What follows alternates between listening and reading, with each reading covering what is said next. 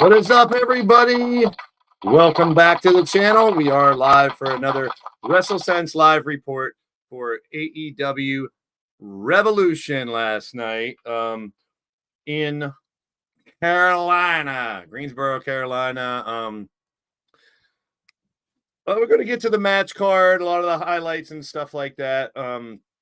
But first and foremost, thank you, Sting. That was something else, as a lot of people might know or might not know. He's my all-time favorite wrestler.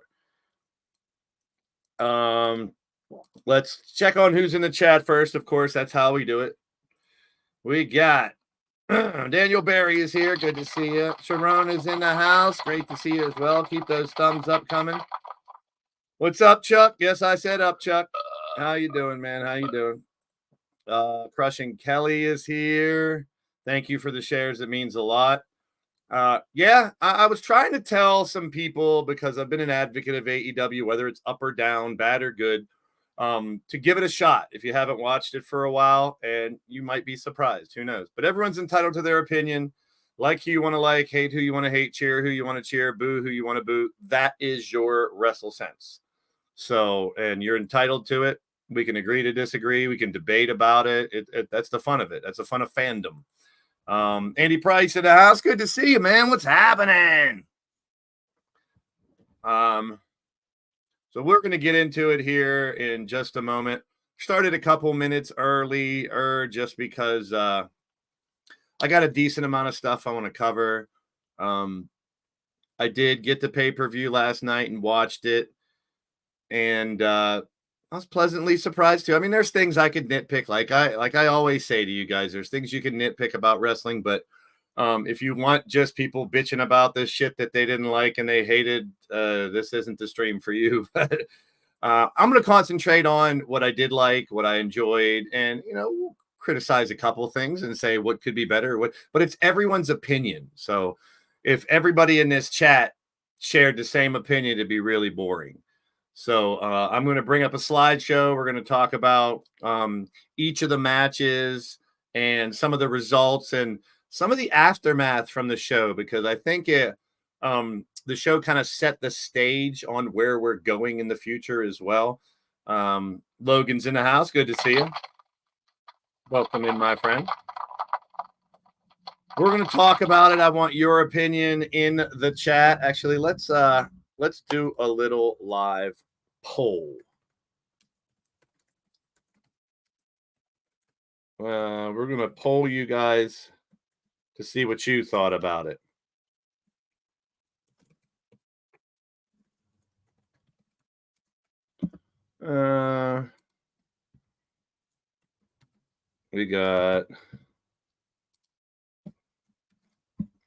We'll go with 4 different options.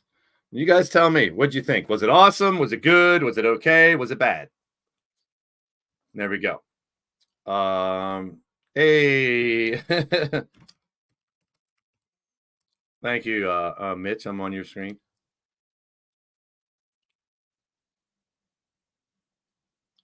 I think I'm behind on you. You're way ahead of me, Mitch. You're way ahead of me. Look, I'm on Mitch TV, I said. Hi, Mitch.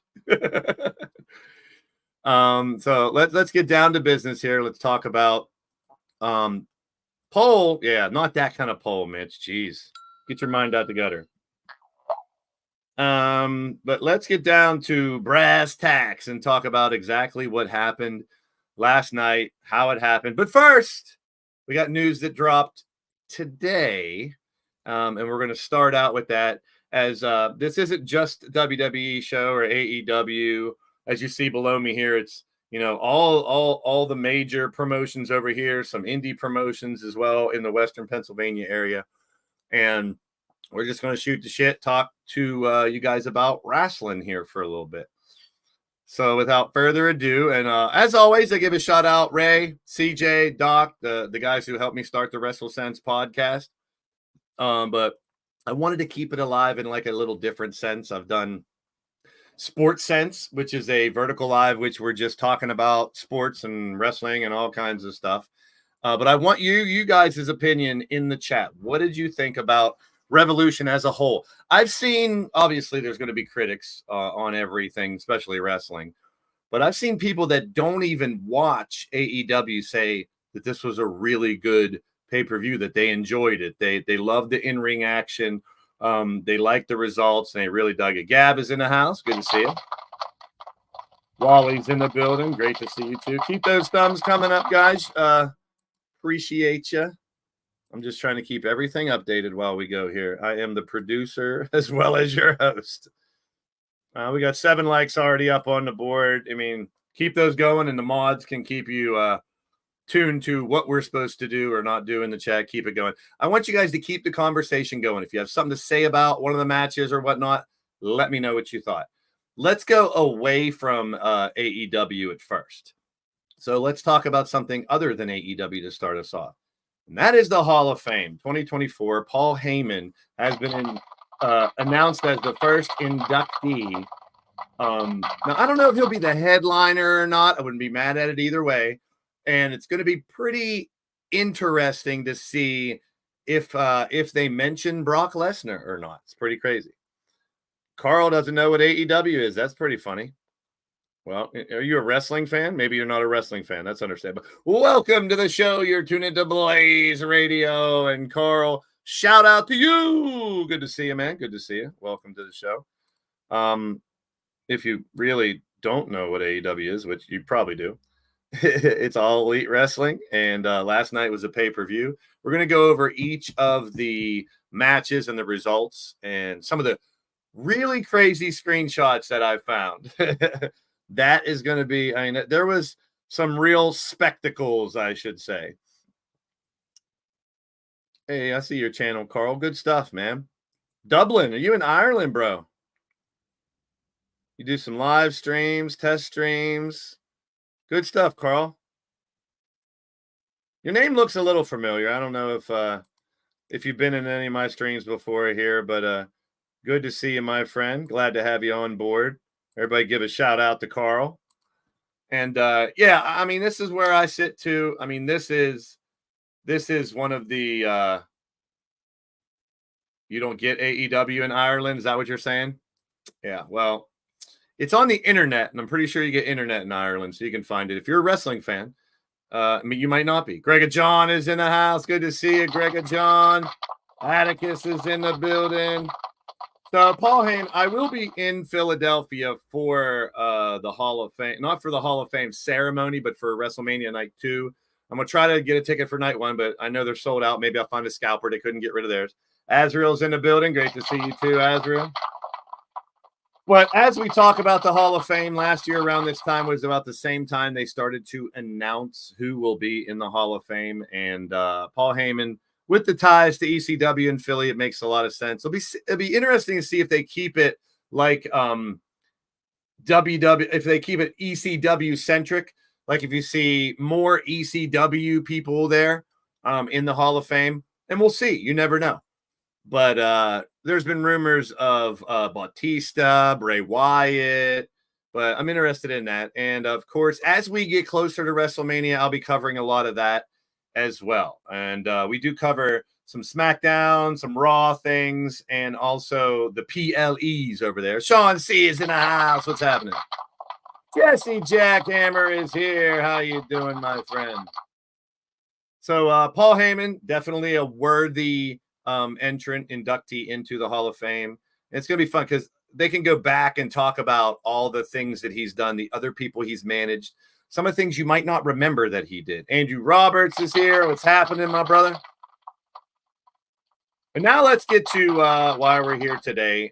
We talked about it the other day when we did the preview for this pay-per-view. AEW Dynamite getting rebranded, getting repackaged to a new logo. And I mean, the other logo was pretty simple, so it makes sense to rebrand it, come up with something a little fresher. So AEW Dynamite, and we got some big Dynamites coming up here in the next few weeks. It's going to be interesting. Victor's in the house. Good to see you. Andy Price, Chuck. Good to see everybody, man. It always is.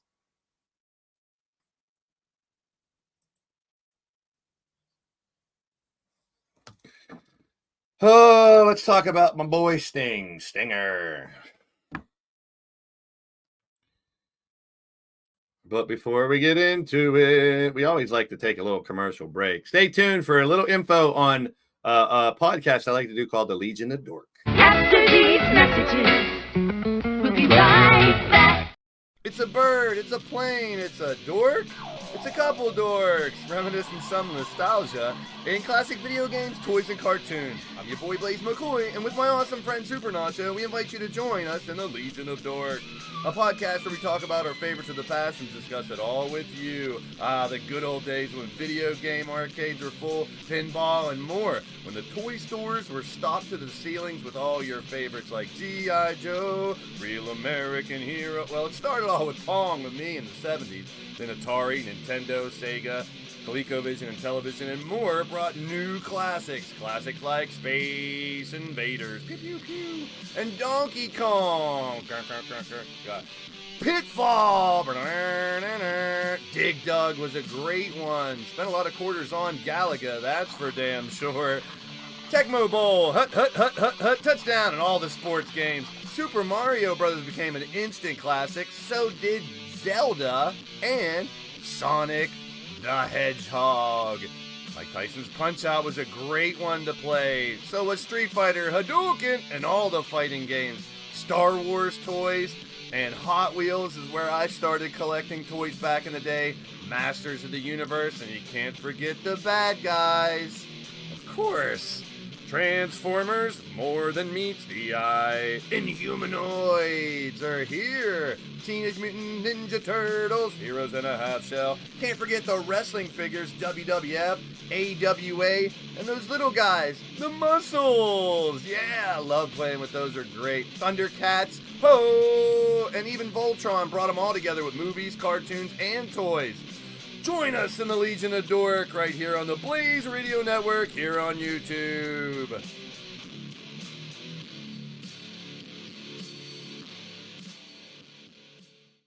right, we'll be bringing you more Legion of Dork soon, and yes, of course, the wrestling figures, and we got Wrestling Mama in the house as well. Good to see you.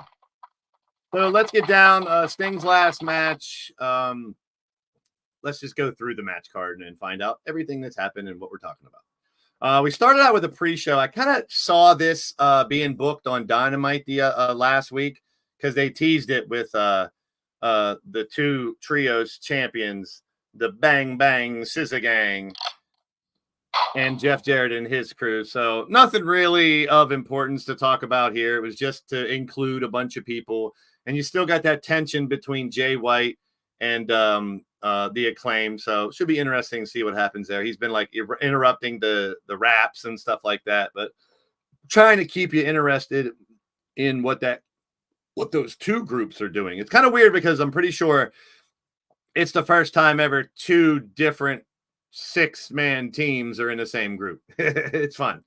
So fun match just for inclusion, but nothing really to talk about. They showed a promo of Pac. So Pac is coming back. The bastard Pac will be coming back soon, sooner than expected. They didn't even know if they were going to keep him, but it looks like Pac will be back. How about it?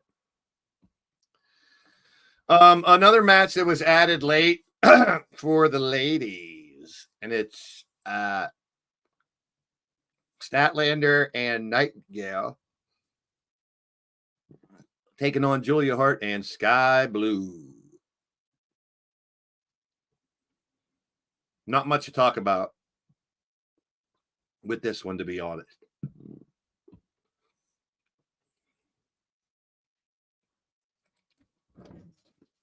I'll say, okay, let's get into the regular match. But first,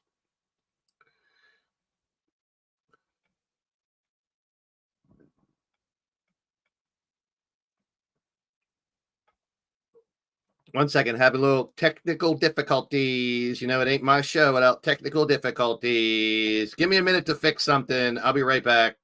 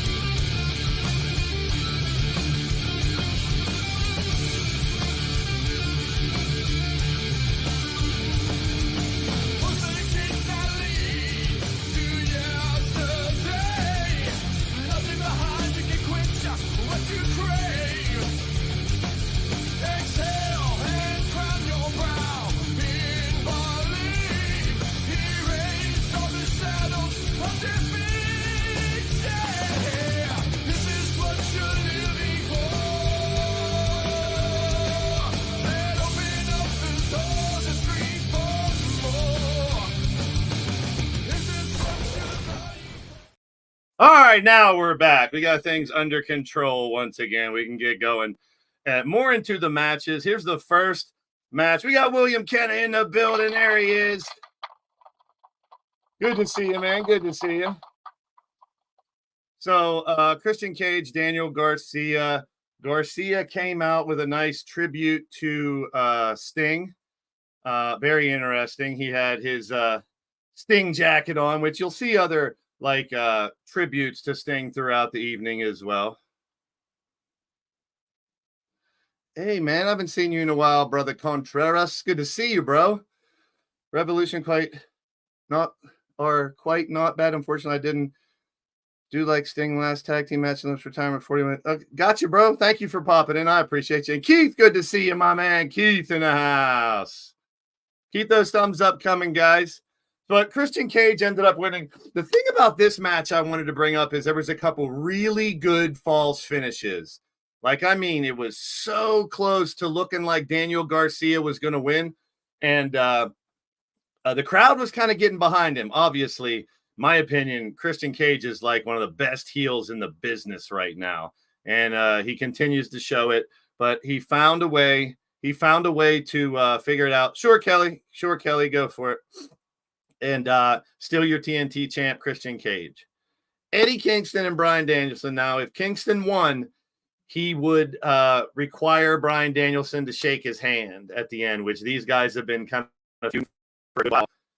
Kind of what you expect, a knockdown, drag-out brawl between these two. They beat the holy hell out of each other to the point where they were like challenging each other to hit each other as hard as they possibly can for the Continental Crown Championship, which is all three of those titles. It took a little while because at first, after Eddie Kingston finally got the win, Danielson did not shake his hand. Then he did. And I like to see the fact that Danielson did the yes chants again. And for this match, the crowd was hot. In my opinion, the Greensboro crowd was hot for most of the show. And it showed on TV. You could see the crowd going nuts. And I've always said that really enhances the product of a show when you have the crowd really getting into it. And Danielson did shake his hand, raised his hand in victory. And Daniel Garcia cut a nice promo afterwards. And there is a bunch of different, really, really cool stuff. Really cool stuff. But Continental Champion crown still is Eddie Kingston. Yeah, I was thinking about that too. Maybe a little cheap shot after the handshake.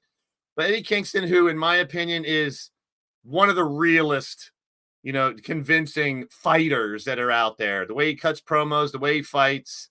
I mean, a lot of people saying he even acknowledges he doesn't have the perfect body, the perfect look of a Lex Luger total package type thing. But this is a fighter. This is a guy that wants to knock your damn teeth in. And still Continental Crown champion. Holding all three belts, all iced up. I mean, he's just the epitome of a tough guy is what I think of when I think of Eddie Kingston. You got to love it. You got to love it. And if you don't, that's okay too. So this match originally was scheduled to be the Meat Madness match. However, it wasn't just Meat Madness because Miro and there was a couple guys that could not make it. Keith Lee and Miro were not healthy enough to compete. So this three-way was turned into an 8-person match for a number one contendership. And we didn't know who the last two guys are. They had qualifiers for them last week, and Dante Martin and from CMLL representative Magnus was in there. So you got a couple high flyers. You got a mat technician like Hook doing some crazy shit for a smaller guy. And then the big guys, Cage, Hobbs, Archer, and Wardlow. And there were meat chants. There were times when they were smacking each other in the middle of the ring, big meaty men smacking meat type of stuff. And Jericho in there as well, a legend. And Wardlow picking up the victory is now the number one contender. I'm interested to see what him and the United Kingdom are going to do. It looks like you got a little shiner there too. But Wardlow, number one contender, will take on the winner of the World Championship. We'll see later on here as a result. So big shout to Wardlow, local guy in this area. Good for him. I know, Azrael, you told me that, but he wasn't cleared. He wasn't able to fight. Jeez. As Orange Cassidy, international champion against Roderick Strong and the Undisputed Kingdom. And you kind of knew that the Kingdom was going to try to interfere and stuff like that.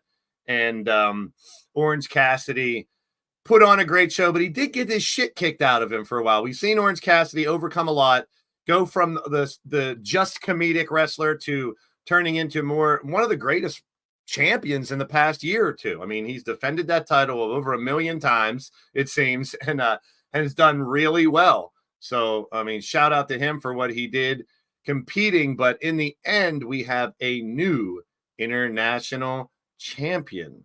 And you see Roderick Strong came down with this mask. I mean, he was doing the comedic you got to remember Adam Cole and MJF, who were, the biggest story last year towards the end. They haven't even been with the company. So when they come back, that should beef it up even more. But looking a little more serious, a little more deadly in the ring, as we all know, he's a great worker. But Roderick Strong got the win. And then we had a little surprise as they were celebrating the return. They were celebrating here, and someone popped up in the back. It was Kyle O'Reilly. And yeah, I mean, it has been a few years, and he did it. And the same kind of story with Pac and Kyle O'Reilly. From the rumors and stuff that I've heard, they didn't know if they're going to be able to bring those guys back. But Kyle O'Reilly came back. They were hyped. He gave Roddy a hug. Then he was offered a Kingdom shirt, but he gave the shirt back and walked off. So the dynamic between the former Undisputed Era. Now, what's going to happen? I can't wait till Dynamite to find out what Kyle O'Reilly has to say. And what did he whisper into the ear of Roderick Strong? Like, who are these guys? They're not, they're not really the see, right there, he gave the T-shirt back and said, nope, I'm not joining you. So, shout out to Kyle O'Reilly for returning. It's interesting to see where that's going to go. Great tag team match here, in my opinion, with 4 legends, obviously. You got FTR versus Moxley and Claudio.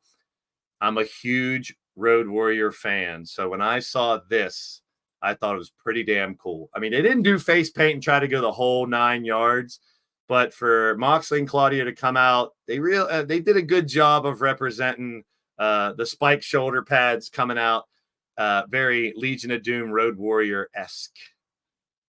So, I mean, if you're looking for a podcast that goes through every single thing that happened, and that I'm not that guy. I'm going to quickly summarize what happened, talk a lot about the things I liked and what happened, how it transpired, and what might happen afterwards. Hey, there is Sarah Hapkin in the building. Shout out to you, Sarah. Good to see you. Make sure you guys hit those thumbs up if you haven't already. We are just quickly recapping what happened last night at...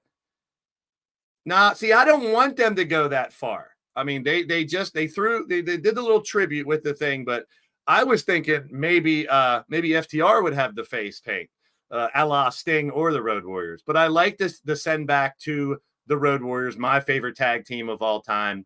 And, some people like Sarah wish they would have gone all out. But I like the fact that they did part of it, but didn't go fully. They just showed the tribute and didn't try to copy the Road Warriors. So it was a good tribute. They're beasts. And they ended up winning the match. This is funny, man. Toni Storm and her character, especially if you haven't seen her scrum afterwards, talking about Wendy Richter, I'm going to fuck you up and stuff like that. But there were many tributes to Sting throughout the night. But she said, I hope you have a bidet because it's going to be real hard to wipe your own ass when I break both your arms.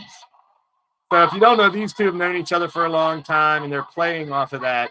But the timeless Toni Storm character just seems to... I was waiting for it to get stale, to get old. And then Toni Storm said, Deanna, you're going to get the original old school Toni Storm. And Mariah May came out dressed up like the original Toni Storm, which was kind of fun. And this is the one match that a lot of people say didn't really do much for them. There wasn't really much to it. But she retained, and still your women's champion. It's interesting to see where she's going to go next. I've been saying this, that her gimmick is so over. She doesn't really need the title, but there might be a lady coming into the company that might try to take that title, or maybe Britt Baker comes back, and we do have big business in a few weeks. All right.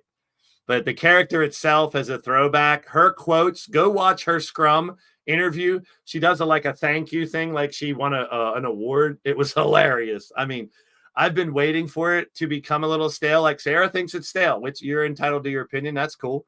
But you're not supposed to like her. I mean, the people that are annoying to you, it's supposed to be annoying. And she does just a great. I'm so glad they found a character like that for her to play off of. A match that a lot of people are saying kind of like a match of the year, possible match of the year already.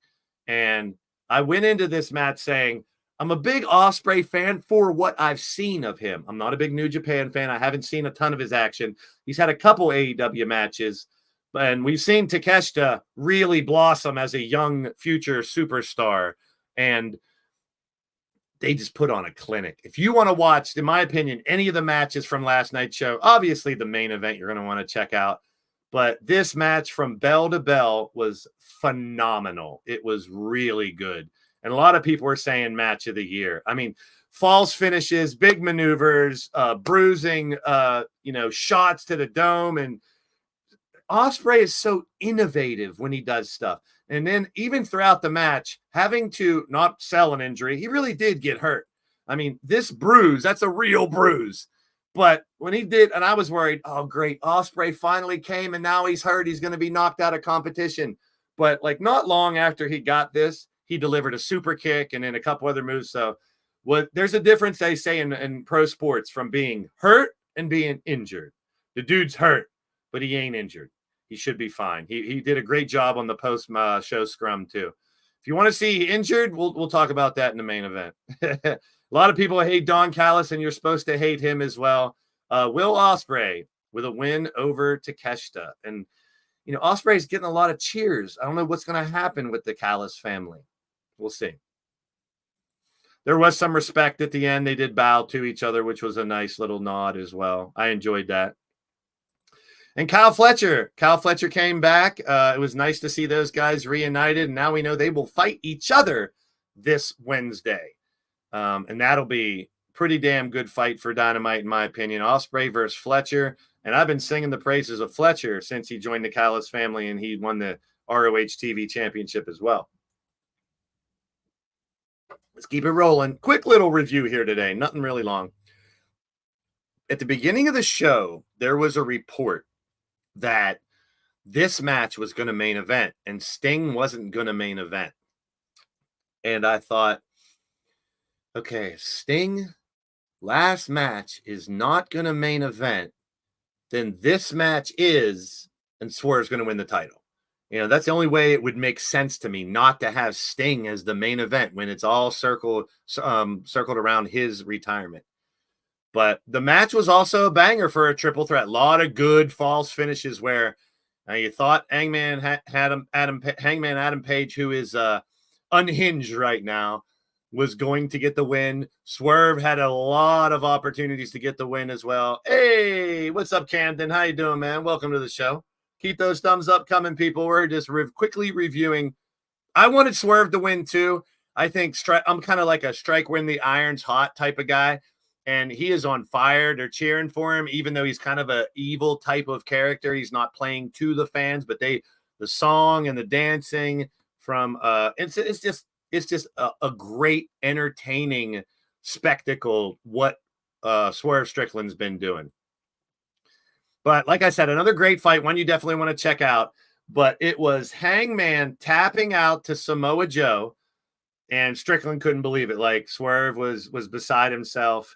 And Samoa Joe retained as the champion. So Samoa Joe still your world champ. Hangman Adam Page is expected to take some time off.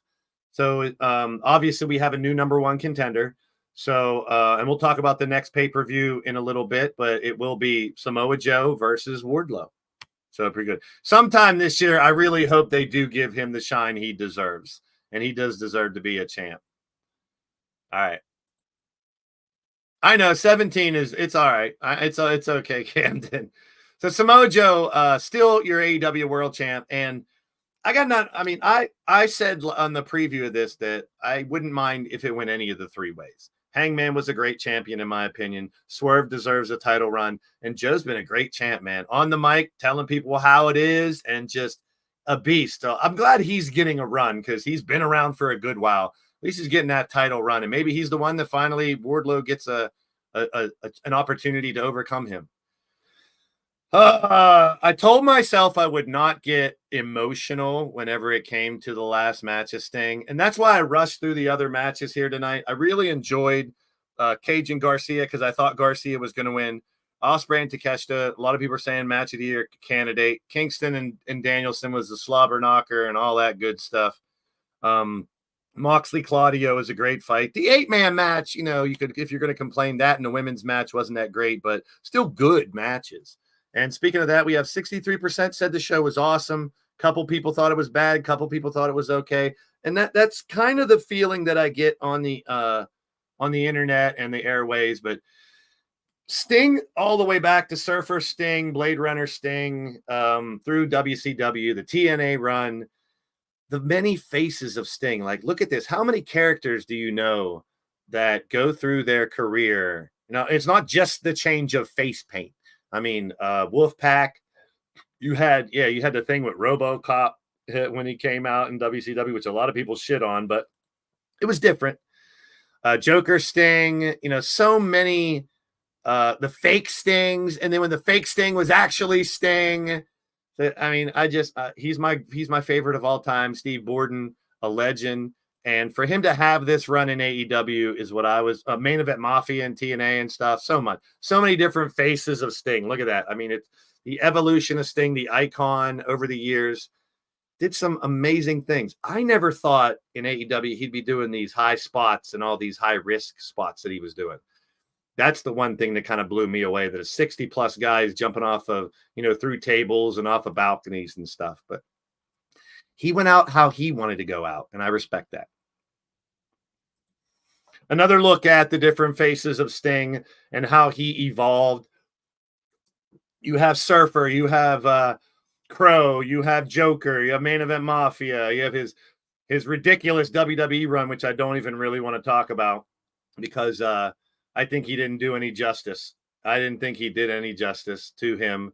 Then he started mixing it up in AEW. And let's look at his matches that he had in AEW real quick. But first, let's look at his final opponents. In WCW, it was Ric Flair on the last WCW show. In TNA, it was EC3. In WWE, it was the Seth Rollins match. And then the Young Bucks here tonight. So the actual match itself we'll get to. Look at this. This is how long. And I know AEW Fight Forever is not the greatest game in the world. But this is how long. Hey, Brian, LG is in the house. This is how long, if you want to put it into a video game perspective, how long Sting has been wrestling. We got graphics like that compared to graphics at the other side, which actually looks like a photograph. And that just goes to show you the evolution of wrestling while this guy was an active competitor. And the one thing that I remind you that Jericho said the other day or last week or something, there's a lot of pro wrestlers that you can say bad things about personally or whatnot, but he's never heard, and I don't think anyone has ever said anything bad about Sting.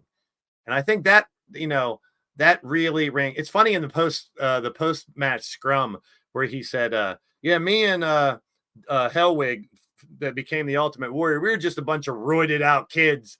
And like Tony Khan looked at him, a lot of people were like, what? He's like, yeah, I stopped taking steroids in 1990, but the other guy didn't. But that's real. Back in the day, they were a bunch of roided freaks in wrestling, man. That's how they bulked up. And a lot of them did cycles to try to do that. Now, this happened on Dynamite last week to prep us for the show and to have Sting come down from the rafters one last time, to have what looked like Flair was going to turn on Sting one last time and didn't. I thought that was a nice way to preface the match that we got. Let's see. Keep it rocking. To the match itself, you have Darby Allin and Sting taking on the EVPs, Matthew and Nicholas Jackson. Wait a minute. Yeah, okay. Tag team, did the tag team titles need to be in this match? I say no. And from what I heard, Sting did not want to win the tag titles, but Sting was pretty much the man who determined how his last run was going to go. And Tony Khan kind of put his foot down when it came to the tag titles. He goes, nope, I want you to win them. So Sting said, sure. And he even alluded to it a little bit in the scrum that, he didn't really need to have a championship. And to me, it's kind of weird because of how it came out. Did they need the belts? No, but I wasn't upset about it. They did a decent job with all the blood that they spilled on the Young Bucks suits. They want the suit. They want you to hate the Young Bucks, man. The corporate Young Bucks, the EVPs, throwing out their business cards before the match, coming out in the robes like Okada, which I think it could be the next slide here. No, we got Flair first. So Ric Flair, and this is what I was hoping for, the nostalgia, because Sting even said, I wanted this match to be something everyone remembers. And you can shit on Flair for him trying to have his last match last year and the personal stuff or whatever, but he's a legend. He is arguably the greatest of all time on the mic, in the ring, winning world championships when there were only one world champion. Technically, there was an NWA championship, then a WCW. There was other companies, but the company he was in only had one championship. So Ric Flair came down first to sit at ringside, and I was wondering, is he going to turn on Sting one more time? This was a nice surprise. Ricky the Dragon Steamboat coming out. Flair and Steamboat got a little bit involved. You got to see a chop by Ricky the Dragon when I think one of the Young Bucks went to get a chair or something, and Steamboat said no, which was pretty good. Yeah, and to me, Sting is the greatest of all time. Sting was my favorite for a really long time. There's nothing bad you could say about him. I always wanted for him to have a run in WWE, but what he got wasn't really a run. It was just, I don't know. I wanted to see Sting versus Undertaker. I'm sure a lot of people wanted to see Sting versus Undertaker, but we didn't get it. And, it's just something you got to live with. And that's the way it is. I mean, his injury probably kept him back from it. What can you do? But this was great. From left to right, Magnum TA, Nikita Koloff, who I also loved, and Scotty Riggs. There's some WCW NWA throwbacks right there. And that's also what I knew you were going to see a lot of Sting kids masks in the crowd and stuff like that. I knew that would be a thing big time. But to see these three at ringside, it was pretty damn cool. Yeah, I mean, we'll get to that here in a second there, Andy. Another one that I don't know if they showed him on TV or not. I might have missed it.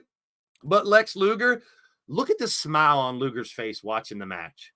I mean, Luger definitely nothing like he used to be, but he was one of my favorites too. The smile on Luger's face, just tells a really good story there.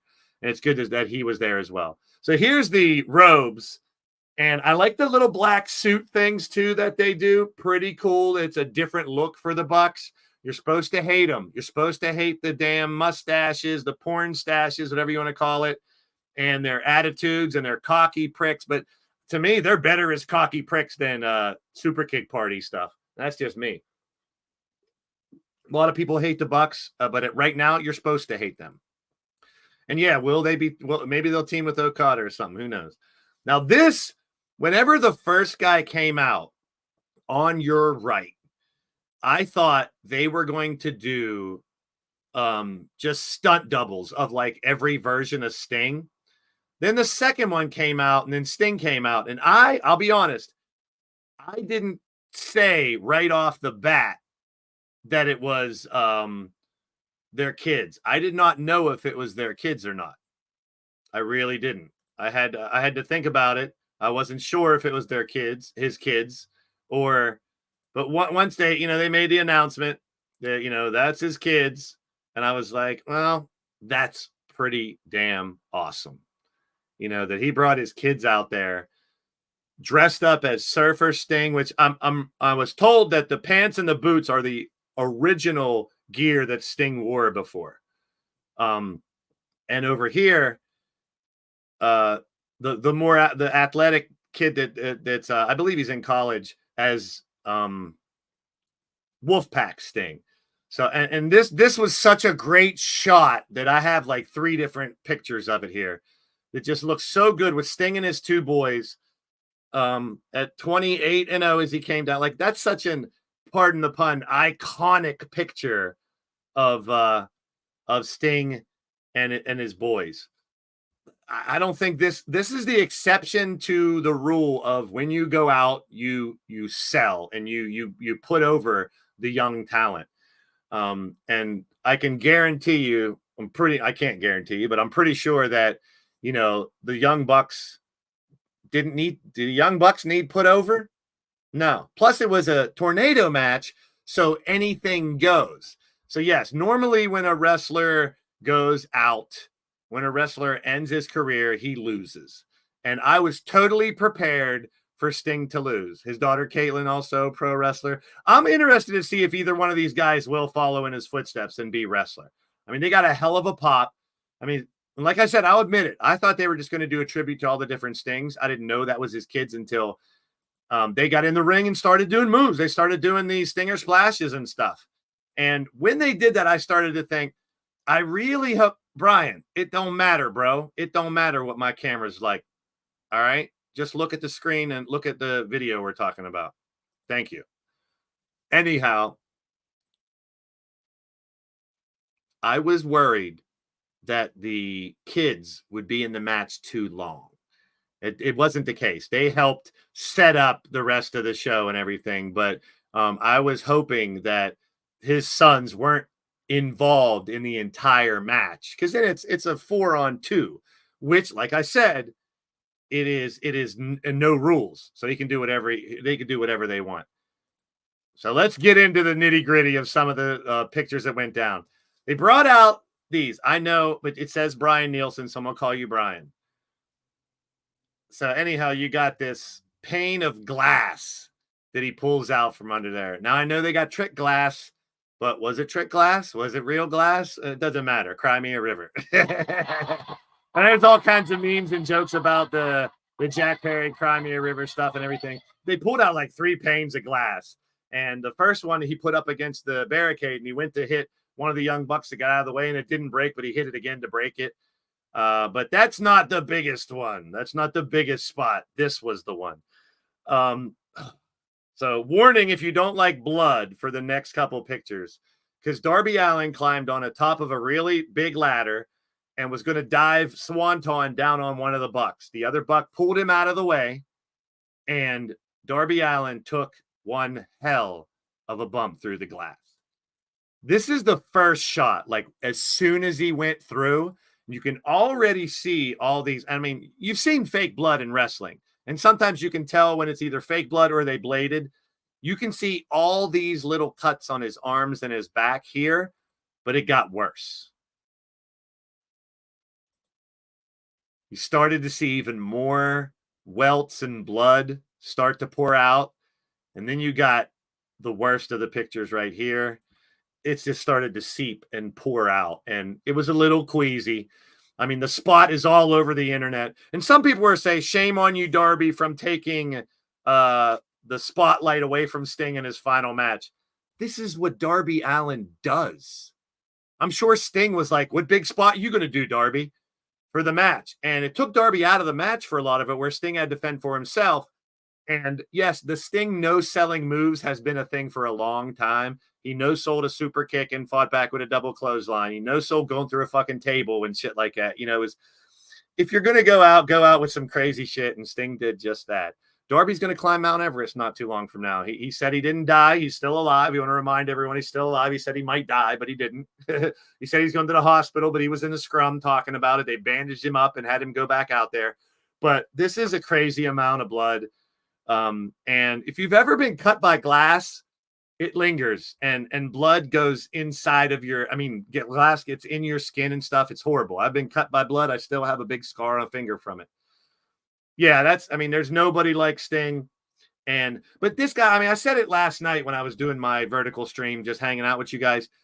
Everybody have a skateboard buddy that always liked to get hurt. He'd fall down, he'd get right back up. That's him. He's a daredevil. Darby, for the people that criticize him and say, you're going to die, you're going to get injured, your career's not going to last till you're 30. He's doing what he does best, what he enjoys doing. And that's those crazy spots. That's those insane bumps. And I respect him for it. I like the fact that he did something insane, because it's It's a viral move that people are talking about now. But he made it through it.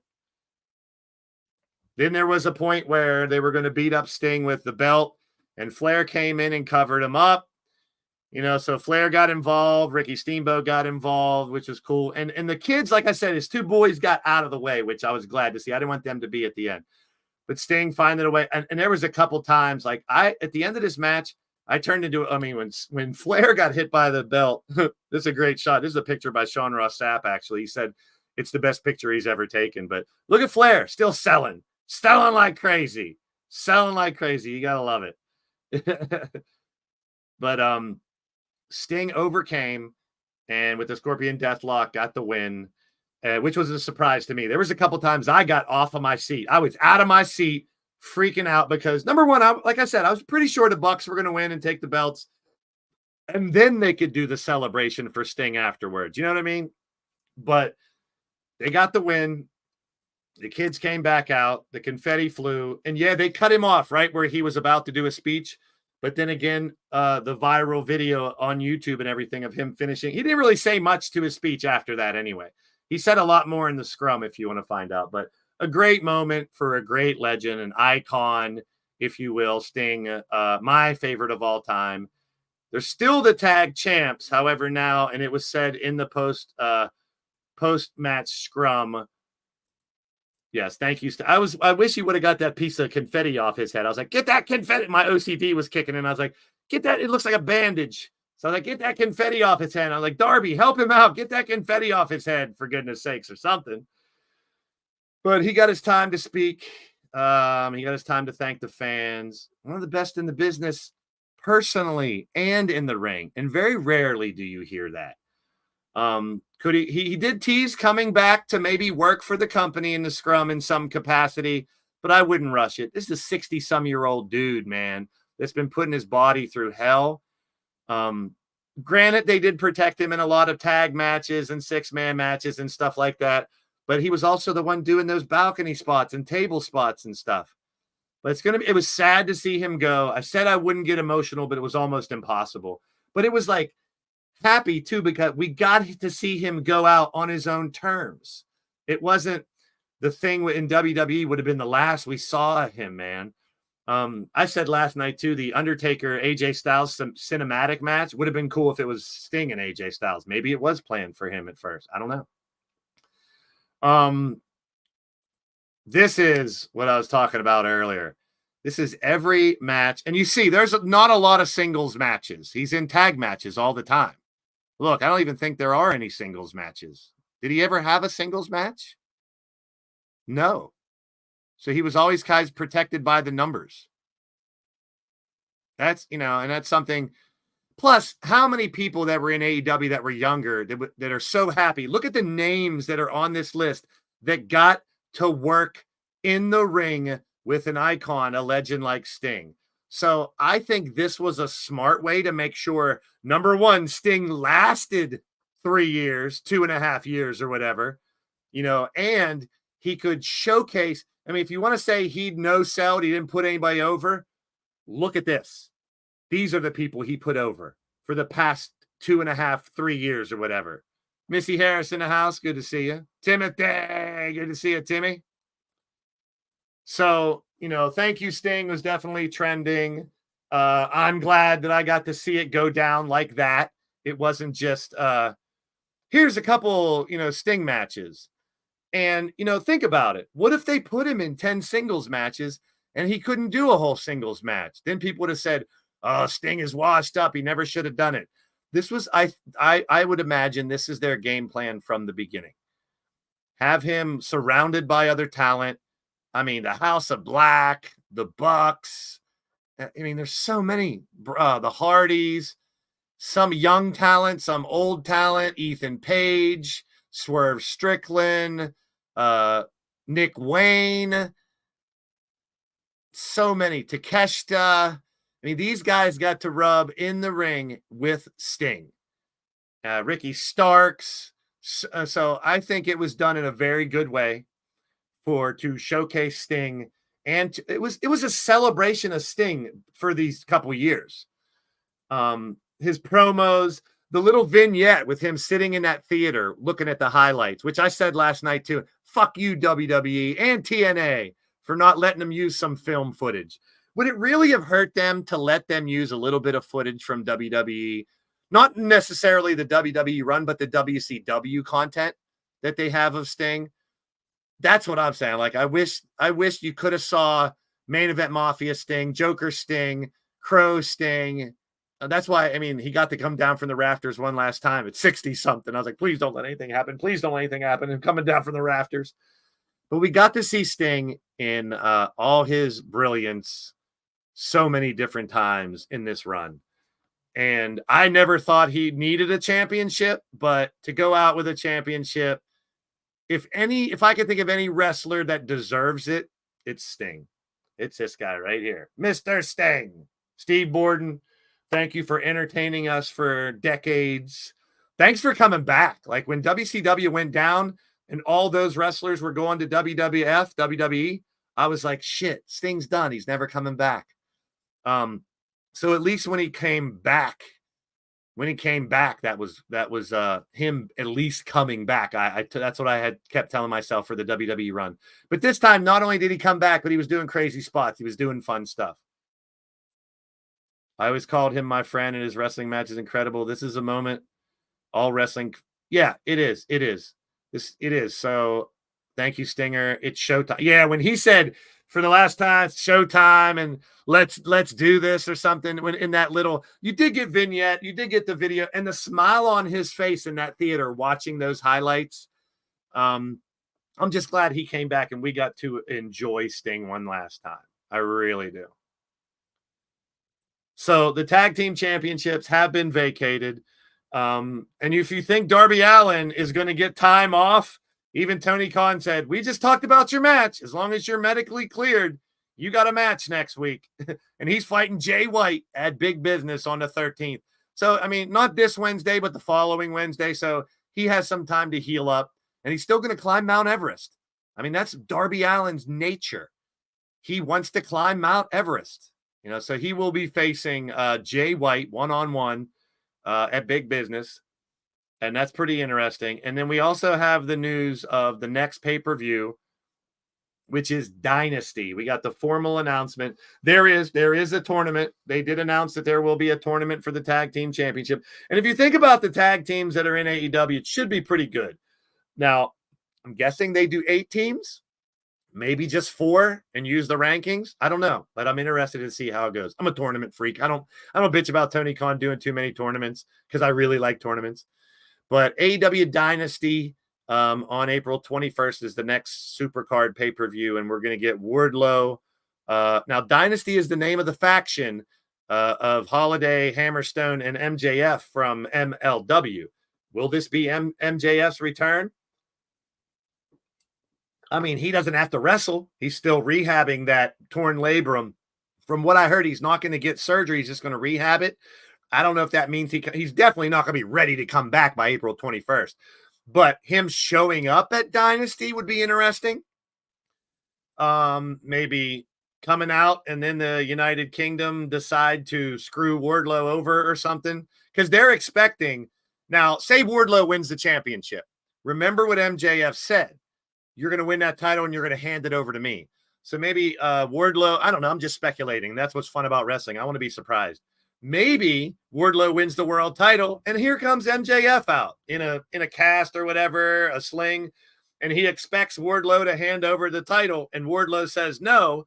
And the next thing you know, the Kingdom is, or Undisputed Kingdom. I'm sorry, not United Kingdom, Undisputed Kingdom. And I'm confusing it with another one. The Undisputed Kingdom end up beating the hell out of the new champ Wardlow and kick him out of the group. It could go a lot of ways. Plus, we're more than likely getting Mercedes Moné at the big business. So she should be in a match here. Maybe her first match will be at this pay-per-view. I would be surprised if she doesn't fight until that. Oh, that's right. MJF. My bad. So, yeah, Adam Cole. I mean, but you could still work MJF into that storyline. Thanks for correcting me, Gav. You're right. It was Adam Cole. Could Adam Cole come out or MJF or both I mean, just because he's still on the shelf doesn't mean the MJF can't make an appearance. Yeah, I misspoke on that. Thank you, Gav. I appreciate that. Thank you. Shout out to you. Yeah, it was Adam Cole. Until he became the champion, he will give it to me. Yeah. So I was thinking Adam Cole and I said MJF because I was thinking that's how MJF could possibly come up. I got confused. I'm not perfect. But to see Adam Cole and MJF possibly arrive at this show, and now you got Pac that's coming back, Kyle O'Reilly and Roderick Strong could be fighting at this pay-per-view. There's a lot of things that might happen. Maybe the dissension between the two trios titles falls apart and those two teams have to fight each other. I think this revolution could be parting the TNA pay-per-view, could be a turning point for AEW. The production value hasn't been that great. Ticket sales haven't been that great. A lot of people complain about the storylines and stuff, which when you have MJF and Adam Cole, the main story for months, almost the whole year last year, and they're both gone, that kind of throws a monkey wrench into stuff. Luckily, you got people like Samoa Joe to step up, Jarrett to step up, and they still have a lot of young talent. So I'm hoping they can get to use the young talent more, and 2024 can be a great year for AEW. Will never be as big as WWE. It'll never be a spectacle like WWE. They're never going to have their own WrestleMania, but at the same time, it gives jobs to someone else. It gives you a different perspective on wrestling. I think the in-ring product, the fighting is a little better. But there's going to be, I don't like to even say botches, because when you make mistakes in a wrestling ring, to me, it makes it seem more like a fight. He's injured, Wally. He's got a torn labrum. And from what I heard, like I said, he's not going to have surgery. He's just going to rehab it. So we'll see how that goes. But Dynasty is coming up next. And it's wild, man. He's gone. He's done. He's not fighting anymore. Sting is out of here. And I look back and the way I look at it right now is I'm glad that we got this last run from Sting. And he went out on his terms. Like I said, salute to him. Showtime will always go on, in my opinion. My favorite wrestler of all time, along with the Road Warriors and several others. I have so many. It's hard to have a number one of all time, because I have a favorite that fights now, a favorite that fought back then. But and overall, you guys, over half of you said you thought the show was awesome. A couple people said good, which is fair. AEW hasn't been putting on the greatest, but a lot of people are saying this is one of the best pay-per-views they've seen in a while. And some people were criticizing it, saying it wasn't that great, except for a couple matches.